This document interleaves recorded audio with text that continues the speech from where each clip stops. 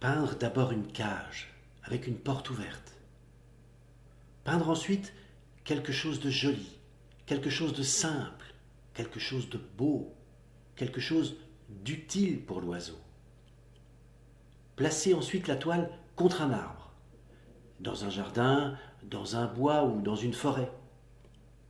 Se cacher derrière l'arbre, sans rien dire, sans bouger. Parfois, l'oiseau arrive vite, mais il peut aussi bien mettre de longues années avant de se décider. Ne pas se décourager, attendre, attendre s'il le faut pendant des années. La vitesse ou la lenteur de l'arrivée de l'oiseau n'ayant aucun rapport avec la réussite du tableau. Quand l'oiseau arrive, s'il arrive, observez le plus profond silence. Attendre que l'oiseau entre dans la cage. Et quand il est entré, fermez doucement la porte avec le pinceau, puis effacez un à un les barreaux, en ayant soin de ne toucher aucune des plumes de l'oiseau.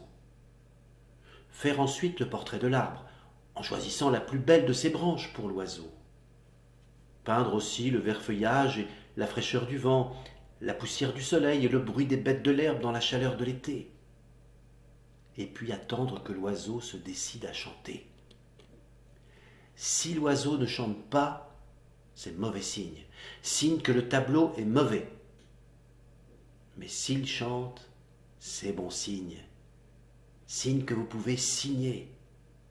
Alors, vous arrachez tout doucement une des plumes de l'oiseau et vous écrivez votre nom dans un coin du tableau.